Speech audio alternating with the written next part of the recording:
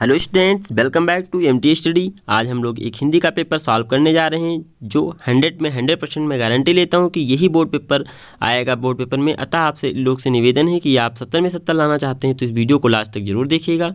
आप वीडियो को अपने दोस्तों के साथ शेयर कर दीजिए और चैनल पर फर्स्ट टाइम विजिट करें तो चैनल को सब्सक्राइब कर लीजिए। आइए वीडियो को बिना टाइम वेस्ट किए स्टार्ट करते हैं। हमारा फर्स्ट क्वेश्चन है आज, शुक्ल युग के गद्यकार हैं। शुक्ल युग के गद्यकार कौन हैं? तो ये आपका बी गुलाब राय परफेक्ट आंसर। ये समझ लीजिए कि बोर्ड से ही पेपर आया हुआ है, तो आप लोग इस वीडियो को लास्ट तक जरूर देखिएगा। अगर आप वीडियो लास्ट तक जरूर देखते हैं तो 70 आउट ऑफ 70 जैसा कि यहाँ पर लिखा हुआ है तो 70 आउट ऑफ 70 मार्क्स ऑब्टेन भी कर पाएंगे। तो नेक्स्ट क्वेश्चन है हमारा, ये लास्ट वीडियो है। आलोचक के क्षेत्र में उल्लेखनीय है। आलोचक के क्षेत्र में जो है रामचंद्र शुक्ल जी बहुत ज़्यादा उल्लेखनीय है।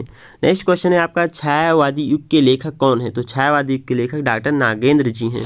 और नेक्स्ट क्वेश्चन है आपका, हिंदी की बोलियों में से राष्ट्रभाषा आपकी कौन बनी? तो आपकी जो खड़ी बोली है वो परफेक्ट आंसर होगा। फिफ्थ क्वेश्चन है, जयशंकर प्रसाद किस युग के लेखक से संबंधित? तो इसमें ऑप्शन गलत दिया गया है, छायावादी युग होना चाहिए। नेक्स्ट क्वेश्चन है आपका 6, निम्न में से कौन सा छायावादी युग के लेखक नहीं है? तो 6 का डी इज परफेक्ट आंसर। जो नंद दुलारे वाजपेयी हैं शुक्लोत्तर युग के हैं, छायावादी युग के लेखक नहीं है। जबकि माखनलाल, राय कृष्णदास, श्याम सुंदर दास तीनों छायावादी युग के लेखक हैं। सो नेक्स्ट क्वेश्चन है आपका, प्रसादोत्तर युग के नाटककार कौन हैं? तो प्रसादोत्तर युग के नाटककार बद्री नारायण चौधरी प्रेमघन जी हैं। भारत का राष्ट्रभाषा हिंदी किस भाषा से बनी?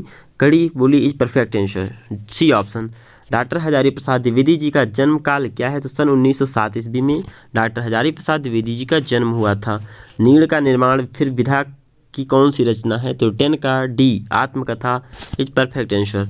नेक्स्ट क्वेश्चन है आपका, मेरी असफलताएं किसकी रचना है? मेरी असफलताएं शुक्ल युग की रचना है, शुक्ल युग की रचनाएं हैं। निम्न में से जीवनी है, निम्न में से कलम का सिपाही एक जीवनी है। नेक्स्ट, अंग्रेजी का स्केच का रूपांतरण रेखा चित्र का रूपांतरण है। तिब्बत यात्रा के लेखक कौन है? तो राहुल सांकृत्यायन जी हैं। नेक्स्ट क्वेश्चन, हिंदी की नई विधा क्या है? हिंदी की नई विधा हमारा जो है वो संस्मरण है। स्मृति की रेखाएं कृति हैं, तो C is perfect answer, Mahadevi Verma. Next question, question number 17, Kinnar Desh में किस विधा की रचना है? तो बी इज परफेक्ट जवाब आपका होगा यात्रावृत्त। क्या होगा? यात्रावृत्त। 18 नंबर, वृद्ध को क्या प्रिय होता है? तो वृद्ध को ये सभी प्रिय होते हैं, भविष्य वर्तमान अतीत सभी प्रिय होते हैं। राजेंद्र प्रसाद भारत के कौन से राष्ट्रपति थे? तो पहले राष्ट्रपति थे। लास्ट क्वेश्चन एमसीक्यू में, दिनकर जी किस रचना को ज्ञानपीठ पुरस्कार से सम्मानित किया गया? तो बीज परफेक्ट आंसर, उर्वशी से। आपके 20 में से कितने मार्क्स आए आप लोग कमेंट करके बताइए। वीडियो फर्स्ट टाइम विजिट कर रहे हैं तो आप चैनल को सब्सक्राइब कर लीजिए, वीडियो को अपने दोस्तों के साथ शेयर कर दीजिए। अब हमारे सब्जेक्टिव क्वेश्चन है जो आपको आंसर शीट में करने होते हैं। पहला क्वेश्चन है हमारा 6 नंबर का क्वेश्चन है। एक आपको गद्यांश दिया गया होगा जिसको आपको पढ़ करके उसका जवाब देना होता है। यहाँ पर दिया गया, काशी के उत्तर में धर्मचक्र विहार मौर्य गुहा सम्राटों की कीर्ति का खंडहर था। भग्न चूर्ण तृणमूल ढके हुए प्राचीन ईंटों से ढेर बिखरी हुई शिल्प, भारतीय शिल्पी की विभूति ग्रीष्म की चंद्रिका में अपने को शीतल कर रही थी। अब पूछा गया है कि प्रस्तुत अवतरण, इससे 3 क्वेश्चन पूछे जाएंगे, प्रत्येक के 2-2 मार्क्स दिए जाएंगे, तो आपको इसका जवाब देना होता है। फर्स्ट क्वेश्चन है हमारा, प्रस्तुत अवतरण के पाठ और लेखक का नाम लिखिए। यानी आपको संदर्भ रूप से लिखना है, तो लिख दीजिए ये जो अवतरण है ये ममता नामक पाठ से लिया गया है, जबकि इसके जो लेखक है वो जयशंकर प्रसाद जी। इस चैप्टर बहुत ही इंपॉर्टेंट है ये चैप्टर आपका। नेक्स्ट, रेखांकित अंश की व्याख्या करिए। रेखांकित अंश की व्याख्या करना है तो आप रेखांकित अंश की व्याख्या कर दीजिएगा। धर्मचक्र कहाँ स्थित है? तो आप इसको पढ़ लीजिए। देखिए धर्मचक्र कहाँ स्थित है, धर्मचक्र कहाँ? आपका जवाब ये हो जाएगा, धर्मचक्र बिहार मौर्य गुहा सम्राट की कीर्ति का खंडहर में स्थित है। इस तरह से आपका आंसर हो जाएगा।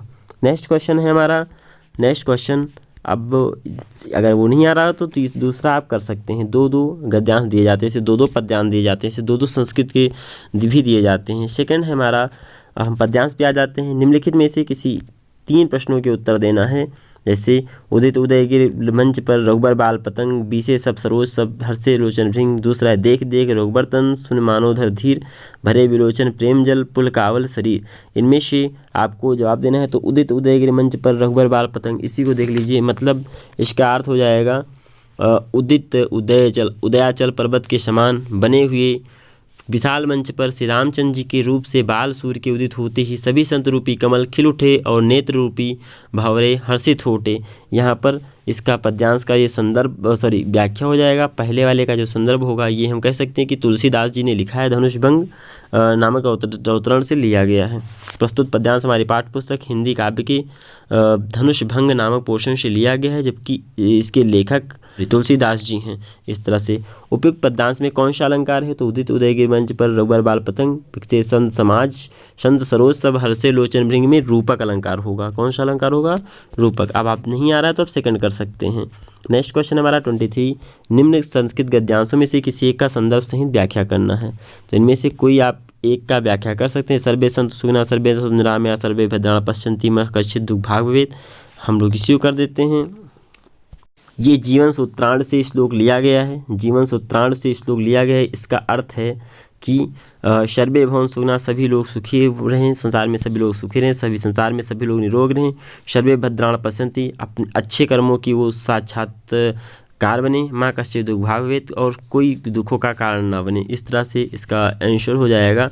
आइए हम लोग नेक्स्ट करते हैं। इनमें से 2 श्लोक दिए गए होंगे, दोनों श्लोक में से किसी एक का आपको संदर्भ से व्याख्या करनी होती है।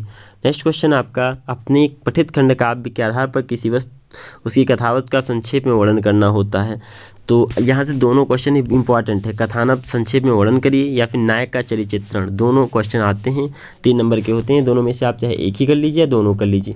आपके 3 नंबर फ्री के होते हैं, आप लोग इसको छोड़िएगा मत। नेक्स्ट क्वेश्चन, निम्न लेखकों में से किसी एक का लेखक का जीवन परिचय लिखे, प्रत्येक एक रचना भी लिखना है। 5 नंबर का होता है। 3 नंबर जीवनी के लिए, 2 नंबर रचना के लिए। इस तरह से 5 नंबर का होता है। तो हम लोग यहाँ पर सजेस्ट करना चाहते हैं कि यहाँ पर आप लेखक में 2 और बढ़ा दीजिएगा। रामचंद्र शुक्ल, जयशंकर प्रसाद। रामचंद्र शुक्ल और जयशंकर प्रसाद भी इम्पॉर्टेंट है, तो आप इनका भी जीवनी याद कर लीजिएगा। सेकंड है आपके जयशंकर प्रसाद, जयशंकर प्रसाद। और सेम इसी प्रकार लेखक में भी 2, कवि में भी 3 सजेस्ट करूँगा। तुलसी